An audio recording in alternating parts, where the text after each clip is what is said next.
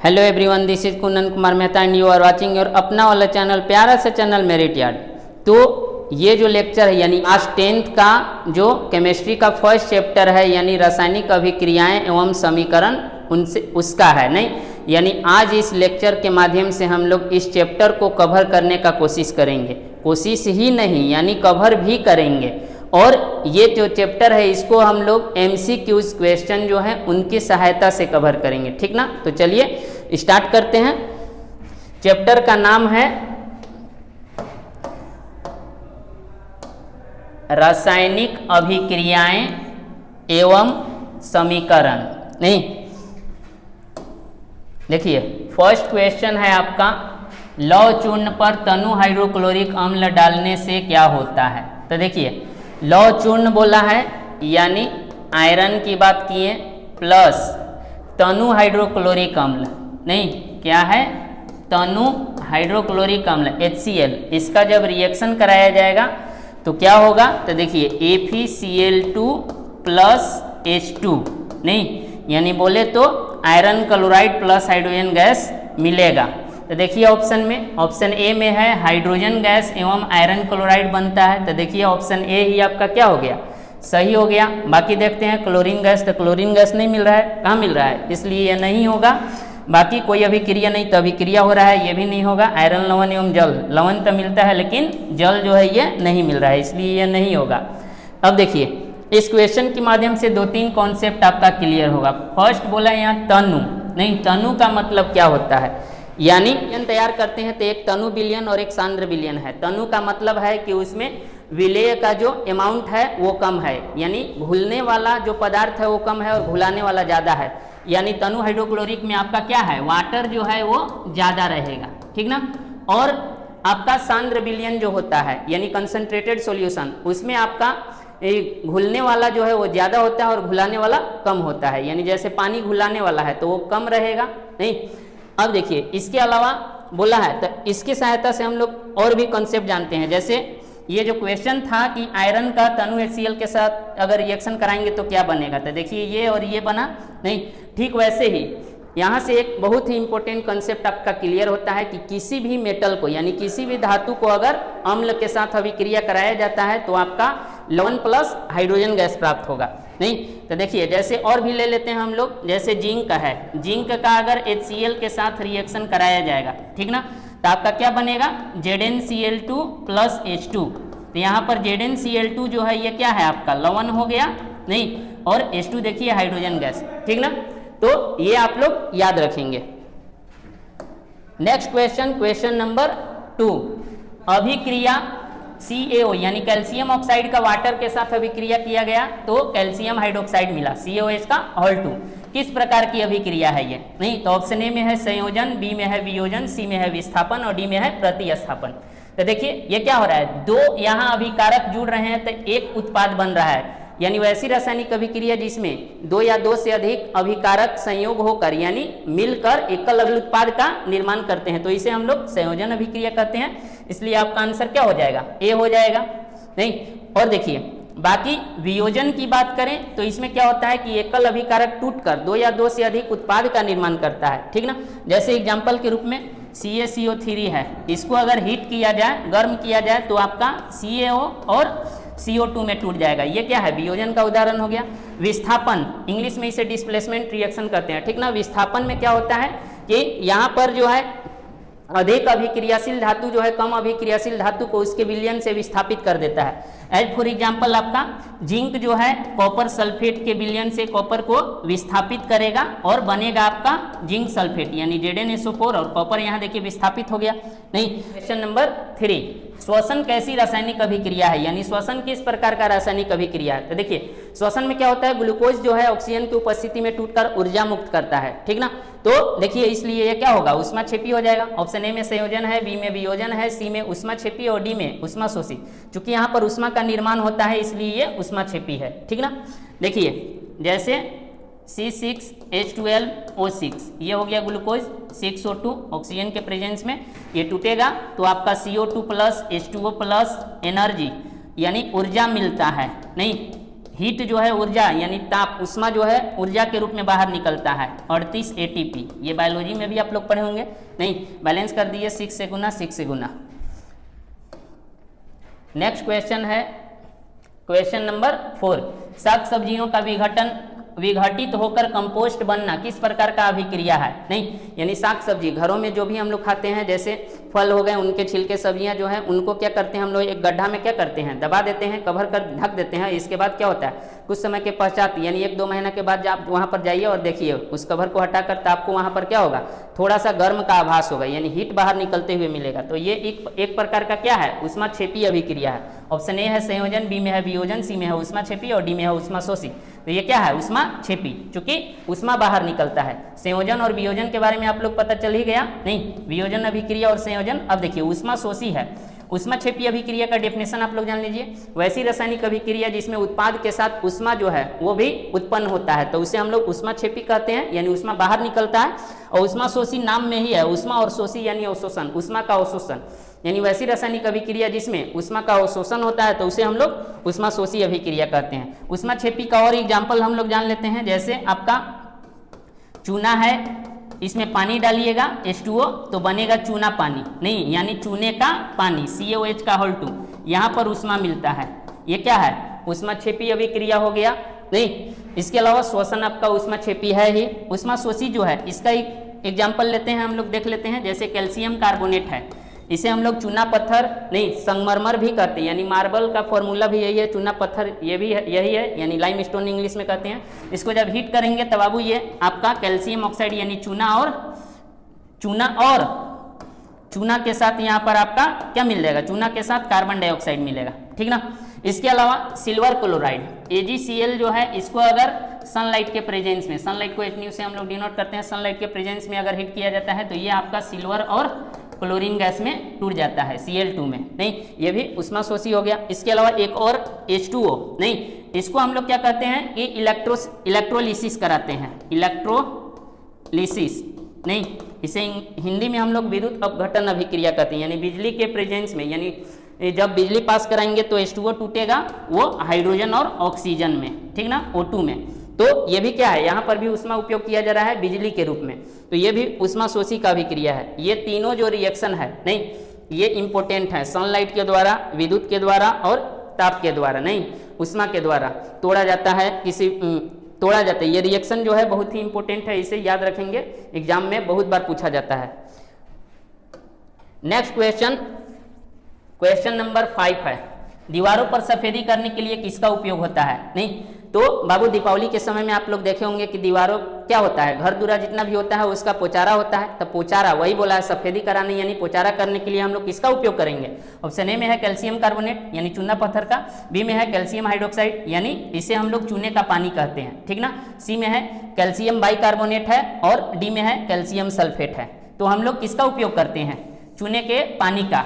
बाबू दुकान से लाते हैं चूना, का में डालते हैं पानी में, तो बन जाता है चूने का पानी COS का होल 2। इसके अलावा ऊष्मा भी यहाँ रिलीज होता है, ये भी याद रखेंगे, नहीं ऊष्माक्षेपी अभिक्रिया, इसलिए आपका आंसर क्या हो जाएगा? बी हो जाएगा, ठीक ना।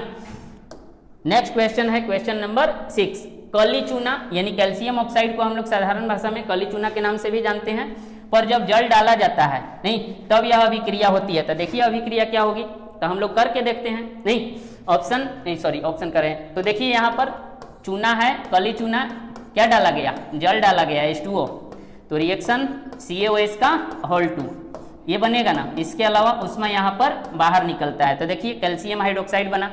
तो बोला है किस प्रकार का अभिक्रिया है, तो देखिए चूंकि यहाँ पर ऊष्मा का निर्माण हो रहा है यानी ऊष्माक्षेपी हो गया। ऑप्शन ए में है विस्फोटक, तो विस्फोट हो जाता है जी, नहीं ना होता है, विस्फोट होगा तब बाबू दूरे से डालेगा, फिर डलवे नहीं करे, अगला बार से पेंट पोचारा नहीं करेगा घर दूरा का, क्या। बी में है वियोजन, सी में है ऊष्माक्षेपी और डी में है ऊष्माशोषी, ये क्या होगा? ऊष्माक्षेपी हो जाएगा, इसलिए ऑप्शन सी आपका सही है। नेक्स्ट क्वेश्चन नंबर 7 है, संक्षारण के कारण तांबे पर चढ़ने वाली परत का रंग क्या होता है? नहीं यानी कॉपर पर बोला है, इसका जब संक्षारण होगा तो इस पर जो रंग चढ़ेगा वो कैसा होता है? तो देखिए इसका जो रंग होता है वो आपका हरा हो जाता है। क्या होता है? हरा, यानी इसे इंग्लिश में, नहीं ये तो जानते ही होंगे, ग्रीन। ऑप्शन ए में है लाल, बी में है पीला, सी में है हरा, डी में है काला, तो इसका आंसर क्या हो जाएगा? सी हो जाएगा, यानी ग्रीन। हरा कलर का हो जाता है। देखिए next question, question number 8, NO2 का धुआं किस रंग का होता है? यानी NO2 का बोला है, इसका जो गैस होगा इसका कलर पूछा है जी, रंग। तो NO2 जो धुआं है उसका कलर जो है ब्राउन होता है, ठीक ना, यानी भूरा होता है, इसलिए आपका आंसर बी हो जाएगा। लाल होगा नहीं, सफेद भी नहीं, इनमें से कोई ऐसा तो हो ही नहीं सकता, ऑप्शन दिया हुआ है। नेक्स्ट क्वेश्चन, क्वेश्चन नंबर 9, वह अभिक्रिया जिसमें दो या दो से अधिक अभिकारक परस्पर नहीं अभिकारक, ठीक ना, क्या होगा यहाँ, परस्पर एकल उत्पाद बनाते हैं तो इसे हम लोग क्या कहते हैं? अभी तुरंत डेफिनेशन बताए थे कि वैसी रासायनिक अभिक्रिया जिसमें दो या दो से अधिक अभिकारक मिलकर एकल उत्पाद का निर्माण करेंगे तो उसे संयोजन अभिक्रिया कहेंगे। तो देखिए ऑप्शन ए में ही है संयोजन, यानी ऑप्शन ए आपका सही है। बी में वियोजन ये होगा नहीं, इसमें टूटता है एकल अभिकारक, तब दो या दो से अधिक उत्पाद बनते हैं। विस्थापन में तब विस्थापन होता है। अवक्षेपण, देखिए अवक्षेपण एक नया आया, अभी तक इसकी बात नहीं किए थे। तो देखिए वैसी रासायनिक अभिक्रिया जिसमें अवक्षेप का निर्माण होता है तो उसे हम लोग अवक्षेपण अभिक्रिया कहते हैं। जैसे रिएक्शन के रूप में देखिए सोडियम सल्फेट है Na2SO4, इसका बेरियम क्लोराइड के साथ रिएक्शन कराएंगे, ठीक ना, तो यहाँ पर बनेगा BaSO4 plus NaCl।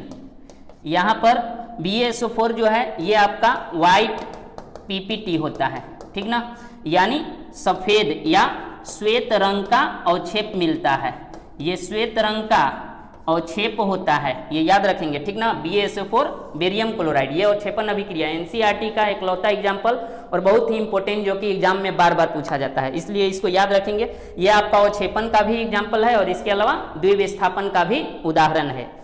Next question है आपका क्वेश्चन नंबर 10, कौन सूर्य के प्रकाश के प्रभाव से अपघटित हो जाता है, यानी सनलाइट के प्रेजेंस में कौन टूट जाता है? तो देखिए दो प्रोडक्ट हैं जो सनलाइट के प्रेजेंस में टूटते हैं, एक है AgCl और एक है AgBr, ठीक ना। सिल्वर क्लोराइड और सिल्वर ब्रोमाइड, इन दोनों को अगर आप सनलाइट के प्रेजेंस में रखें, यानी Hν, सनलाइट को हम लोग इसी से डिनोट करते हैं, सूर्य के प्रकाश को Hν से डिनोट करते हैं, तो दोनों टूटेगा। तो पहला अगर ये टूटेगा तो ये आपका Ag प्लस Cl2 में टूटेगा और ये अगर टूटेगा तो Ag प्लस Br2 में टूट जाएगा। तो ऑप्शन देखिए, ऑप्शन ए में है Cl, ये नहीं, बी में है KCl, ये भी नहीं, सी में है AgCl। तो देखिए मिल गया ना, इसलिए आपका आंसर सी हो जाएगा। इसे हम लोग हाइड्रोक्लोरिक एसिड कहते हैं, पोटेशियम क्लोराइड है, सिल्वर क्लोराइड है और सोडियम क्लोराइड है। नेक्स्ट क्वेश्चन, क्वेश्चन नंबर 11, अभिक्रिया जिसमें आयनों का आदान प्रदान होता है, ठीक ना, कहलाती है, तो उस अभिक्रिया को हम लोग क्या कहेंगे? जिसमें आयनों का आदान प्रदान होता है, तो एक्सचेंज होता है। तो एक की नहीं दो की बात किया जाएगा ना, दो का एक्सचेंज होता है, एक के पास कैसे हो जाएगा, एक से नहीं, तो उसे हम लोग क्या कहेंगे? द्विविस्थापन कहेंगे। अभी तुरंत यहाँ पर दिखाया गया था ना समीकरण, सोडियम सल्फेट का रिएक्शन कराए थे हम लोग बेरियम क्लोराइड के साथ, barium sulphate plus sodium chloride बना था, तो वो था एग्जाम्पल, नहीं उसे हम लोग देख भी लेते हैं। जैसे अभी तुरंत दिखाए थे कि सोडियम सल्फेट है जी, इसका रिएक्शन किससे कराना है? बेरियम क्लोराइड के साथ कराएंगे तो आपका BaSO4 नहीं बेरियम सल्फेट बनेगा प्लस सोडियम क्लोराइड NaCl बन जाएगा। तो ये आपका क्या है? द्विविस्थापन का एग्जाम्पल है और अवक्षेपण का भी एग्जाम्पल है, ठीक ना। अब देखिए एक इंपॉर्टेंट बात, अगर अवक्षेप नहीं किसी रासायनिक अभिक्रिया में अगर कोई प्रोडक्ट नीचे बैठ रहा है तो उसे हम लोग एरो, नीचे का एरो देते हैं। ऐसे का मतलब नीचे कोई बैठ रहा है नहीं, और ऐसे ऊपर का एरो का मतलब बाहर निकल रहा है नहीं, रिएक्शन से बाहर निकल रही है, यानी गैस। जनरली गैस को हम लोग ऊपर एरो की ओर और सॉलिड जो होता है वो नीचे बैठता है, इसलिए नीचे एरो दिखाते हैं उसका, ये याद रखेंगे, ठीक ना। अब देखिए ऑप्शन ए में है विस्थापन, बी में है संयोजन, सी में है वियोजन और डी में है द्विविस्थापन। तो आपका आंसर क्या हो जाएगा? द्विविस्थापन, इसलिए आंसर डी होगा।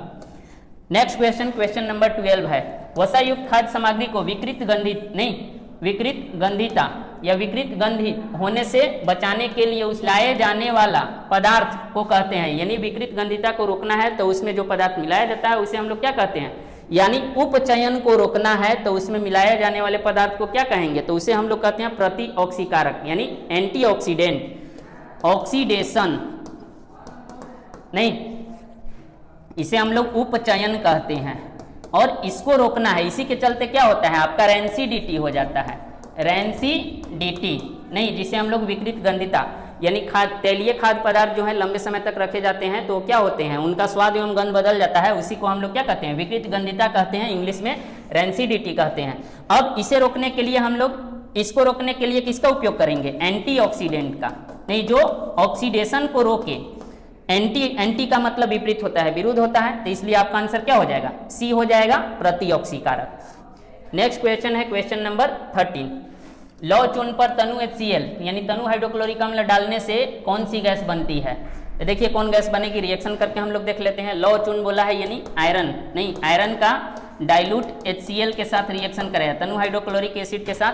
तो ये देखिए यहाँ से इसको अगर तोड़ेंगे बाबू तो क्या होगा, ये निगेटिव में और ये पॉजिटिव में। आयरन पर क्या होता है, पॉजिटिव चार्ज होता है, इसलिए ये किसके साथ बनेगा, बॉन्ड बनाएगा निगेटिव के साथ। तो ये बनेगा आपका FeCl2 नहीं प्लस H2, हाइड्रोजन बचा तो ये H2 के रूप में बाहर निकल जाएगा, H2 गैस के रूप में, ठीक ना।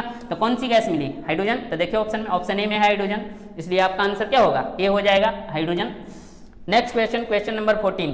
अपचयन अभिक्रिया में होता है, अपचयन में क्या होता है, तो पहले अपचयन होता क्या है ये समझ लेते हैं। देखिए वैसी रासायनिक अभिक्रिया जिसमें हाइड्रोजन जो है जुड़ता है, यानी हाइड्रोजन का योग होता है और ऑक्सीजन का वियोग होता है, यानी ऑक्सीजन बाहर निकलता है, हटता है, तो उसे हम लोग अपचयन कहेंगे, नहीं इंग्लिश में इसे रिडक्शन कहते हैं, ठीक ना।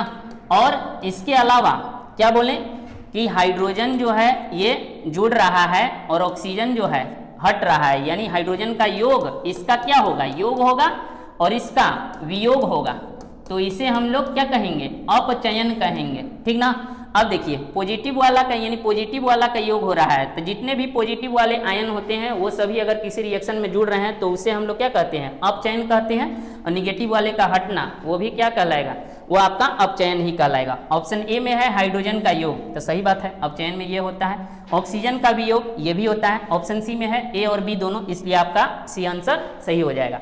अब देखिए ये था अपचयन। उपचयन की बात करें तो जस्ट अपोजिट डेफिनेशन है उसका। इसमें क्या होता है, उपचयन यानी इंग्लिश में इसे ऑक्सीडेशन कहते हैं, ठीक ना। तो उपचयन को हम लोग एक और नाम से जानते हैं, ऑक्सीकरण भी कहते हैं, ठीक ना। ऑक्सीकरण और अपचयन जो है इसे हम लोग अवकरण के नाम से भी जानते हैं, ये भी याद रखेंगे, ठीक ना। अगला बार हो सकता है कि ऐसे पूछ दे, नहीं तो ऑक्सीडेशन उपचयन में क्या होता है कि ऑक्सीजन का योग और हाइड्रोजन का क्या होगा, यहाँ पर वियोग होगा, तो इसे हम लोग क्या कहते हैं, उपचयन कहते हैं। और आयन की बात करें, आयन के रूप में डेफिनेशन तो क्या होगा, निगेटिव वाले का जुड़ना और पॉजिटिव वाले का हटना, ये आपका क्या कहलाता है, उपचयन कहलाता है, ठीक। अब देखिए नेक्स्ट क्वेश्चन है क्वेश्चन नंबर 15। दिए गए रासायनिक समीकरण, नहीं ये रासायनिक समीकरण दिया गया है, इसको हम लोग अलग इधर लिख लेते हैं। लिखा है ए है आयरन है, नहीं प्लस बी है H2O है, नहीं इसके बाद एरो है, नहीं यहाँ पर एरो होगा, ठीक ना। अब देखिए इसके बाद दिया गया है सी में क्या है, Fe3O4 प्लस D है यहाँ पर और H2, इतना है। अब देखिए पूरे क्वेश्चन को पढ़ते हैं। दिए गए रासायनिक समीकरण ए और आयरन है, यानी ये सब नंबर है ना, ABCD क्या बता रहे हैं, अचर राशि बता रहे हैं, नहीं ABC एवं D का मान बताना है कि संतुलित रासायनिक समीकरण के लिए क्या होगा। ऑल ओवर बोले तो इस अभिक्रिया को हम लोगों को क्या करना है, बैलेंस करना है, यानी संतुलित करना है। तो ABCD के जगह पर क्या रखेंगे कि ये अभिक्रिया आपका बैलेंस हो जाएगा। तो देखिए रख कर देखते हैं, इसको रख कर क्या इसको बैलेंस कर देते हैं, नहीं तो देखिए हम ऐसे लिखते हैं बैलेंस करने के लिए, Fe है H2O है, नहीं इसका रिएक्शन कराएं तो Fe3O4 बना प्लस H2 है, ठीक ना, यही ना है। अब देखिए इसको बैलेंस करते हैं, तो किसी भी रासायनिक अभिक्रिया को बैलेंस करने से पहले 2-3 बात का ध्यान रखा जाता है, ठीक ना। पहले हाइड्रोजन और ऑक्सीजन को छोड़ करके बाकी अदर जितने हैं उनको बैलेंस करते हैं, ये ऐसा इसलिए बोला जाता है क्योंकि अभिक्रिया के लास्ट में ये सभी ऑटोमेटिक जो है बैलेंस हो जाए, बैलेंस जब करेंगे तो अंतिम ये ऑटोमेटिक बैलेंस हो जाते हैं अपने आप, ठीक ना। अब देखिए तो बैलेंस करना चालू करते हैं आयरन को। देखिए आयरन, और देखिए ये अकेले है बाबू, किसी से के साथ जुड़ा हुआ नहीं है, इसमें कितना से भी गुना करना पड़ेगा तो ये बैलेंस हो जाएगा, ठीक ना। तो इसको भी नहीं करते हैं। तो देखिए अब मेन है H2O, ठीक ना। तो ऑक्सीजन देखिए यहाँ क्या है, 4 गो है, ठीक ना, और यहाँ 1 गो है। क्या करें कि 4 गो हो जाएगा तो 4 से गुना करना है। तो वो भी याद रखना है कि गुना कैसे करते हैं, जैसे ये कोई संख्या है इसमें गुना करना है तो जब भी करना है तो सामने करना है। जैसे ये कंपाउंड A2B3 है तो जब भी करेंगे तो सामने गुना करना है, ठीक ना, बराबर करने के लिए। तो ये भी याद रखेंगे। तो देखिए यहाँ पर 4 है, यहाँ पर 1 ऑक्सीजन है, एक ही है ना, अब हाइड्रोजन 2 है, तो अगर यहाँ पर 4 से हम गुना कर देते हैं तो ऑक्सीजन क्या होगा, 4 को हो जाएगा। अब हाइड्रोजन को गिन लेते हैं, 4 दूना 8, यहाँ है आपका कितना हाइड्रोजन, 2 हाइड्रोजन, अगर यहाँ से गुना 4 कर देंगे तो 4 दूना 8 हो जाएगा, ये भी बैलेंस हो गया। नहीं, इसके अलावा आयरन 3 है तो आपका यहाँ कितना से गुना कर देंगे, यहाँ पर कर देंगे 3 से गुना, ठीक ना, तो ये हो जाएगा 3। तो देखिए ए के जगह पर आपका कितना आ गया, 3 आ गया, बी के जगह पर कितना है, 4 आ गया, और सी के जगह पर आपका 1 रहेगा, और डी के जगह पर आपका 4 रहेगा, यानी 3 4 1 4। देखिए तो कहाँ है, देखिए सी ऑप्शन को ध्यान से देखिए, यहाँ पर सी ऑप्शन को आप लोग ध्यान से देखिए, 3 4 1 4 मिला नहीं, तो इस प्रकार यहाँ पर कने है ए का वैल्यू जो है आपका 3 हो जाएगा, बी जो है 4 हो जाएगा, सी का वैल्यू जो है यहाँ 1 होगा, और डी का वैल्यू जो है 4 होगा। तो इस प्रकार आंसर आपका सी हो जाएगा, ठीक ना। Next question, question number 16। तो 16 क्या कर रहा है, चूना का रासायनिक नाम है, चूना बाबू, ठीक ना, तो चूना यानी कैल्शियम ऑक्साइड की बात किया है, CaO। तो देखिए ऑप्शन ए में है कैल्शियम ऑक्साइड, हो गया आंसर, ए होगा। नहीं, बी को देख लेते हैं, पोटेशियम ऑक्साइड, इसका रासायनिक फॉर्मूला क्या होगा ये लिख लेते हैं, पोटेशियम यानी के और ऑक्साइड है तो K2O। देखिए ये कैसे बना, के पर पॉजिटिव चार्ज होता है, ऑक्साइड यानी O2 माइनस होता है, तो इसमें क्या होता है कि चार्ज जो है बैलेंस हो जाते हैं, और बाकी जो नंबर होते हैं ये यहाँ पर इसके बगल में आ जाएगा, ऐसे यहाँ कुछ रहता तो इसके बगल में आता, ठीक ना, तो है नहीं, तो जब नहीं है तो क्या होगा, यहाँ पर नंबर नहीं है, ठीक ना। अब देखिए तो इस प्रकार इसका फॉर्मेशन रिएक्शन करेंगे तो प्लस माइनस क्या होगा, कैंसिल हो गया, बाकी ये यहाँ पर आ गया। कैल्शियम क्लोराइड की बात करते हैं तो कैल्शियम CaCl2 हो जाएगा, ये कैसे बना, तो Ca पर 2 प्लस होता है और Cl पर माइनस होता है, प्लस माइनस खत्म हो गया, 2 यहाँ है तो 2 यहाँ आ जाएगा, और इस प्रकार ये बन गया। सोडियम ऑक्साइड यानी Na2O, नहीं ये कैसे बना होगा, सोडियम पर प्लस चार्ज होता है, ऑक्साइड पर -2 होता है, इसका रिएक्शन कराएंगे तो Na2 है यहाँ तो 2 यहाँ आ जाएगा, और वो जस के तस 1 लिखा नहीं जाता है, ठीक ना।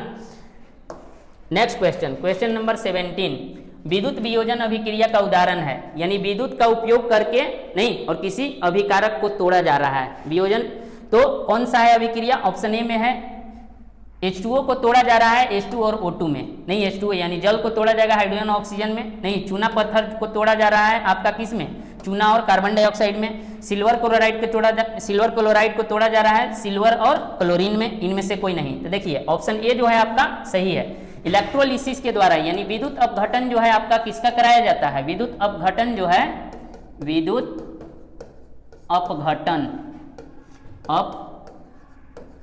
जो है इसका कराया जाता है, वाटर को इलेक्ट्रोलिसिस के द्वारा यानी बिजली प्रवाहित करने पर टूटता है ये, ठीक ना, तो ये H2 और O2 में टूटता है, तो इस प्रकार ए ऑप्शन आपका सही हो जाएगा। बाकी देखिए कैल्शियम कार्बोनेट इसको तोड़ने के लिए हीट का उपयोग करते हैं, यानी उष्मा, इसको गर्म करेंगे तब टूटेगा, और सिल्वर क्लोराइड जो है यहाँ पर सूर्य का प्रकाश का उपयोग पड़ता है, नहीं सूर्य का प्रकाश यानी सनलाइट को जब हम लोग उपयोग करेंगे तब ये टूटेगा, ये और आपका एक और AgBr silver bromide. Next question है क्वेश्चन नंबर 18। जल में हाइड्रोजन गैस ऑक्सीजन गैस से होती है, नहीं यानी जल में हाइड्रोजन गैस जो है ऑक्सीजन गैस से कितनी होती है, तो ऑप्शन ए में है आधा, ऑप्शन बी में है 2 गुना, ऑप्शन सी में है 3 गुना, ऑप्शन डी में बराबर। तो पहले जल का फॉर्मूला क्या होता है, H2O। अब क्वेश्चन को ठीक से पढ़ें, जल में बोला है हाइड्रोजन गैस ऑक्सीजन गैस से होती है, तो हाइड्रोजन कितना होती है ऑक्सीजन से, ठीक ना। तो हाइड्रोजन देखिए तो बाबू हाइड्रोजन के एटम जल में 2 होते हैं, यानी परमाणु 2 गो है, ऑक्सीजन का 1 गो है, तो ऑक्सीजन से कंपेयर किया जा रहा है, तो इस हाइड्रोजन का 1 गो है बाबू, 2 गुना है कि नहीं, ये 1 है तो ये 2 है, यानी 2 गुना है, इसलिए आपका आंसर क्या होगा, बी हो जाएगा। Next question, question number 19। जल के विद्युत विच्छेदन से एनोड पर एकत्रित गैस, नहीं यानी जल का जब इलेक्ट्रोलिसिस कराएंगे, यानी जल को विद्युत के द्वारा जब तोड़ा जाएगा तो आपको एनोड पर एकत्रित गैस, एनोड पर कौन सा गैस मिलेगा, ठीक ना। तो देखिए पहले हम लोग क्या करते हैं, ऐसे इलेक्ट्रोड नहीं तोड़ने के लिए पहले 2 इलेक्ट्रोड सेटअप किया जाता है, केमिस्ट्री में आप लोग पढ़े होंगे चैप्टर, तो वहाँ पर पढ़े होंगे। एक जो है पॉजिटिव चार्ज वाला होता है, इसे हम लोग एनोड कहते हैं, ठीक ना, और एक और इलेक्ट्रोड होता है जिसे निगेटिव चार्ज होता है, उसे हम लोग कैथोड कहते हैं, ठीक। अब इन दोनों के टर्मिनल को क्या किया जाता है, बैटरी से जोड़ दिया जाता है, ठीक ना, ऐसे बैटरी से जोड़ दिया जाता है, ये निगेटिव के साथ और ये पॉजिटिव के साथ, और स्विच लगा हुआ रहता है इसमें, ठीक ना। अब देखिए क्या होगा, जब जोड़ा जाएगा तो बिजली पास होगा, और बिजली पास होने से वाटर जो है वो क्या होगा, वाटर जो है वो टूटेगा। अब वाटर टूटेगा, सपोज कि H2O टूट रहा है, ठीक ना, H2O टूटा।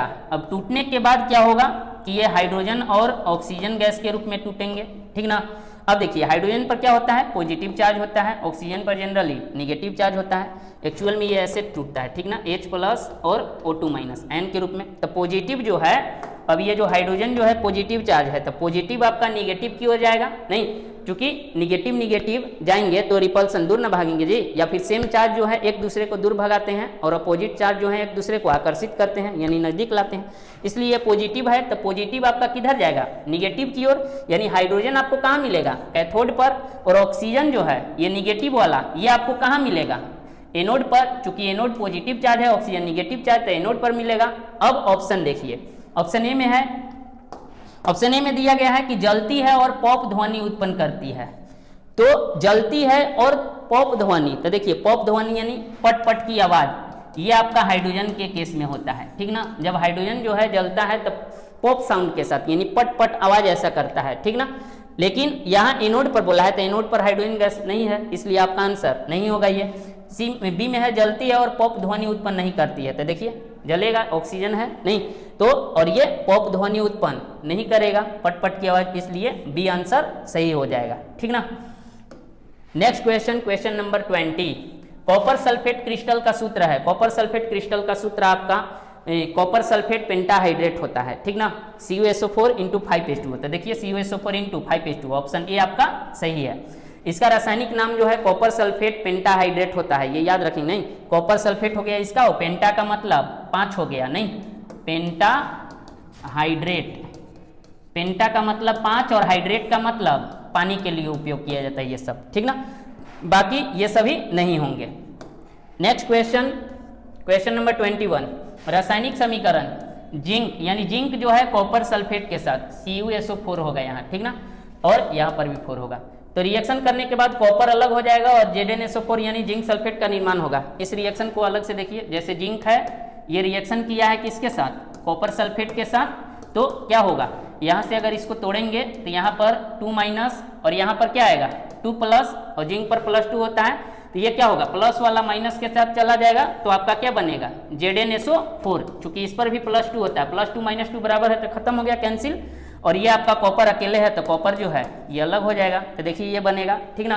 तो ये बोला है कि किस प्रकार का अभिक्रिया है, यानी कौन सा अभिक्रिया दर्शाता है। ये में है द्विविस्थापन, तो द्विविस्थापन हो रहा है जी, केवल एक का विस्थापन हो रहा है। देखिए जिंक केवल कॉपर को ही विस्थापित कर रहा है, तो ये केवल विस्थापन का उदाहरण है, न कि द्विविस्थापन। ऑप्शन बी में है विस्थापन, तो देखिए बी आपका सही है। विस्थापन, संयोजन नहीं, संयोजन तो संयोजन तो हो रहा है नहीं, क्योंकि संयोजन में 2 या 2 से अधिक जुड़कर एकल उत्पाद का निर्माण करते हैं, तो यहाँ 2 बन गया, नहीं। और वियोजन देखिए, वियोजन तो है नहीं, ये भी नहीं होगा, ये नहीं। Next question, question number 22। धातु का संक्षारण तब होता है जब वह संपर्क में आता है, यानी धातु संक्षारित तब होती है जब वह किसके संपर्क में आएगा, हवा और पानी के संपर्क में, ठीक ना। तो ऑप्शन ए में है तेल और हवा, नहीं होगा। जल और हवा, तो बिल्कुल होगा, नहीं। इस प्रकार बी ऑप्शन सही है। जल और तेल नहीं होगा, इनमें से कोई नहीं, तो ये तो होगा नहीं, चूंकि है यहाँ पर ऑप्शन सही। Next question, question number 23। उपचयन अभिक्रिया को रोकने वाले पदार्थ को क्या कहते हैं। उपचयन को रोकना है, ठीक ना, तो ऑक्सीडेशन को रोकने वाले को हम लोग प्रति उपचायक कहते हैं, ठीक ना। प्रति उपचायक यानी एंटीऑक्सीडेंट, इसलिए आपका आंसर क्या हो जाएगा, सी हो जाएगा। नेक्स्ट क्वेश्चन है क्वेश्चन नंबर 24।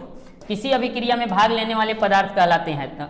देखिए, यानी वैसे पदार्थ जो किसी अभिक्रिया में भाग लेते हैं उसे हम लोग अभिकारक कहते हैं। क्या कहते हैं, अभिकारक, नहीं, क्या कहते हैं, अभिकारक। अब देखिए इसको इंग्लिश में हम लोग क्या कहते हैं, रिएक्टेंट, रिएक्टेंट कहते हैं, ठीक ना। और रिएक्शन के बाद जो बनता है उसे हम लोग उत्पाद कहते हैं, ठीक ना। मेन जो होता है उत्पाद होता है, जिसे हम लोग प्रोडक्ट कहते हैं इंग्लिश में, ठीक ना। तो देखिए ऑप्शन ए में है उपचायक, नहीं होगा। अपचायक नहीं होगा। सी में है अभिकारक, ये सही हो गया, उत्पाद ये भी नहीं होगा, तो ये 3 नहीं होंगे, ठीक ना, अभिकारक हो जाएगा। Next question, question number 25, silver chloride का रंग होता है, रंग पूछा है बाबू सिल्वर क्लोराइड यानी AgCl, तो इसका रंग जो है आपका क्या होता है, व्हाइट होता है, श्वेत रंग होता है। कैसा होता है, श्वेत। तो ऑप्शन देखिए ए में ही है श्वेत, तो ये ऑप्शन जो है आपका सही हो जाएगा। बी में काला, काला नहीं होता है, लाल नहीं होता है, पीला नहीं होता है। नेक्स्ट क्वेश्चन, क्वेश्चन नंबर 26, वह अभिक्रिया जिसमें उत्पाद के बनने के साथ साथ उष्मा, यहाँ पर उसमें नहीं उष्मा होगा, ठीक ना, उष्मा भी उत्पन्न होती है, कहलाती है, तो यानी उत्पाद के साथ आपका क्या बन रहा है, उष्मा बन रहा है, तो उसे हम लोग उष्मा बाहर निकल रहा है, तो उसे हम लोग क्या कहेंगे, उष्मा क्षेपी कहेंगे। ऑप्शन देखिए उष्मा शोषी नहीं होगा, ये बी में है उष्मा क्षेपी, तो देखिए उष्मा क्षेपी है बी में, इसलिए आंसर बी हो जाएगा। उपचयन अपचयन ये नहीं होगा। उष्मा शोषी नया टर्म है, ये जान लेते हैं। उष्मा शोषी नाम में है उष्मा और शोषी यानी अवशोषण, जब वैसी रासायनिक अभिक्रिया जिसमें उष्मा का अवशोषण होता है तो उसे हम लोग उष्मा शोषी कहते हैं। जैसे पीछे हम लोग देखे थे, कैल्शियम कार्बोनेट को हीट करेंगे तो बाबू का में टूटेगा, कैल्शियम ऑक्साइड और कार्बन डाइऑक्साइड में, उष्मा शोषी। H2O इसको तोड़ना है तो क्या इलेक्ट्रोलिसिस कराते हैं, विद्युत अपघटन, तो ये उष्मा का उपयोग किया जा रहा है ना, किस रूप में, बिजली के रूप में, ये भी उष्मा शोषी है। इसके अलावा AgCl इसको तोड़ने के लिए किसका उपयोग करेंगे, सनलाइट, HNU सनलाइट को दर्शाता है, ठीक ना, तो ये सिल्वर और क्लोरीन गैस में टूट जाएगा। नहीं, तो ये तीनों जो है बहुत ही इंपॉर्टेंट है, NCERT के इक्वेशन है दिए हुए जो परीक्षा में बार बार पूछे जाते हैं, तो आप लोग ध्यान में रखेंगे इन्हें। नेक्स्ट क्वेश्चन, क्वेश्चन नंबर 27, अम्ल एवं क्षारक के बीच की अभिक्रिया कहलाती है। तो देखिए वैसी रासायनिक अभिक्रिया नहीं जिसमें अम्ल और क्षारक अभिक्रिया करके लवण और जल का निर्माण करते हैं, तो उसे हम लोग उदासीनीकरण अभिक्रिया कहते हैं। क्या कहते हैं, उदासीनीकरण अभिक्रिया, इंग्लिश में न्यूट्रलाइजेशन रिएक्शन कहते हैं। ऑप्शन देखिए, ऑप्शन ए में है संयोजन, नहीं होगा। बी में है उदासीनीकरण, एकदम सही है, बी हो जाएगा। सी में वियोजन नहीं होगा और क्षेपण नहीं होगा। उदासीनीकरण जैसे अम्ल और क्षारक, तो देखिए कोई भी अम्ल और क्षारक जो है अभिक्रिया करेगा तो लवण और जल ही बनेगा, ठीक ना, ये याद रखेंगे। तो अम्ल प्लस क्षारक ये रिएक्शन करेंगे तो क्या बनेगा, लवण प्लस जल का ही निर्माण होगा हमेशा, कोई भी अम्ल और क्षारक अभिक्रिया। जैसे हाइड्रोक्लोरिक एसिड है, ये NaOH नहीं, बेस हो गया आपका NaOH, सोडियम हाइड्रोक्साइड, रिएक्शन करेगा तो आपका NaCl sodium chloride plus H2O, ठीक ना। इसको तोड़ने देखिए, ये ऐसे टूटेगा Cl माइनस H प्लस में, इसको तोड़ेंगे तो आपका Na प्लस और OH माइनस, तो प्लस वाला माइनस के साथ जाएगा, ठीक ना, तो OH के साथ चला जाएगा ये, और ये आपका Cl जो है Na के साथ, तो सोडियम क्लोराइड क्या है, लवण है, और ये देखिए H2O जो है जल बना, ठीक ना। ऐसे ही और भी एसिड आप ले सकते हैं, जैसे H2SO4 नहीं, सल्फ्यूरिक एसिड है, इसका रिएक्शन करा दीजिए MgOH का होल 2 नहीं, MgOH का होल 2, तो ये क्या बनेगा, आपका बन जाएगा MgSO4, ये आपका लवण हो गया प्लस H2O नहीं। तो देखिए ये भी क्या है, एसिड और बेस के बीच का अभिक्रिया है, नहीं, न्यूट्रलाइजेशन रिएक्शन, उदासीनीकरण अभिक्रिया। Next question, question number 28, BaCl2 यानी बेरियम क्लोराइड Na2SO4 यानी सोडियम सल्फेट रिएक्शन किया तो barium sulphate BaSO4 plus NaCl नहीं, यानी लवण। NaCl जो है ये साधारण नमक है, नहीं, कॉमन साल्ट या टेबल साल्ट कहते हैं, ठीक ना, यानी घर में उपयोग किया जाने वाला नमक है। किस प्रकार का अभिक्रिया है, तो ये किस प्रकार का है जी, देखिए यहाँ पर एक्सचेंज हो रहा है आयनों का आदान प्रदान, तो इसे हम लोग द्विविस्थापन अभिक्रिया कहते हैं। तो देखिए ऑप्शन में ए में है संयोजन, नहीं होगा, बी में वियोजन नहीं होगा, सी में विस्थापन नहीं होगा, विस्थापन केवल एक की बात करते हैं ना, एक का केवल यहाँ पर विस्थापन एक के द्वारा होता है, और डी में है द्विविस्थापन, तो देखिए द्विविस्थापन होगा, डी ऑप्शन सही है। 29 क्वेश्चन, यानी कैल्शियम कार्बोनेट जो है वो कैल्शियम ऑक्साइड और कार्बन डाइऑक्साइड में टूट रहा है, यानी इसको हीट किया जाता है तब टूटता है, ठीक ना। तो किस प्रकार का अभिक्रिया है, तो देखिए टूटना यानी वियोजन अभिक्रिया जी, तो देखिए ऑप्शन में ए में संयोजन है, नहीं होगा, बी में वियोजन है, तो बी ऑप्शन आपका सही है। सी विस्थापन है, नहीं होगा, इनमें से कोई तो होगा नहीं। अब लास्ट क्वेश्चन, नहीं, इस सेशन का ये लास्ट क्वेश्चन है, 30 क्वेश्चन जो है, नहीं, दीवारों पर सफेदी करने के लिए किसका उपयोग होता है, नहीं, यानी पेन पोचारा जब दिवाली के समय में होता है जी, अभी हम लोग पीछे क्वेश्चन किए थे ना ये, तो ऑप्शन ए में है कैल्शियम कार्बोनेट, नहीं, बी में है कैल्शियम हाइड्रोक्साइड जी, इसे हम लोग चूने का पानी कहते हैं, तो चूने का पानी, चूना में पानी, चूने का पानी, इसी का ना उपयोग करते हैं, और रिएक्शन, और यही जब चूने का पानी फिर कुछ टाइम बाद यानी पेंट पोचारा कर देने के बाद क्या होता है कि जब ये कार्बन डाइऑक्साइड से अभिक्रिया कर लेता है, 2-3 घंटा के बाद एकदम चमकने लगता है बाबू, व्हाइट, नहीं, तो वो चमकता है घर आपका किसके कारण, तो वो बनता है आपका कैल्शियम कार्बोनेट का निर्माण हो जाता है, वाइट यही चमकने लगता है। नहीं, ऑप्शन सी में आपका ये कैल्शियम बाइकार्बोनेट नहीं होगा, डी में आपका कैल्शियम सल्फेट, तो ये भी नहीं होगा। नहीं, तो ये था आपका लास्ट क्वेश्चन। तो देखिए, अगर आप अभी इस चैनल पर न्यू है तो प्लीज चैनल लेंगे और जितना हो सके ज़्यादा से ज़्यादा आप लोग शेयर करने का कोशिश करेंगे, ताकि आपको तो फायदा हो ही रहा है, नहीं आपके जो दोस्त हैं उन्हें भी इनका लाभ मिले। नहीं, बेल आइकन को प्रेस करना बिल्कुल ना भूलें। नहीं, और इसके अलावा कमेंट की बात करते हैं। नहीं, तो कमेंट जो है जितना अधिक होगा तभी ना पता लगेगा हम लोगों को कि आप जो हैं कहाँ आपको दिक्कत हो रही है आप लोगों को, नहीं, या फिर हम में क्या कमियां हैं। तो हम लोग अपने तरफ से जितना हो रहा है वो सभी कर ही रहे हैं, ठीक ना। तो ये था आपका आज का लेक्चर, तो आप लोग स्टडी करते रहें। थैंक्स।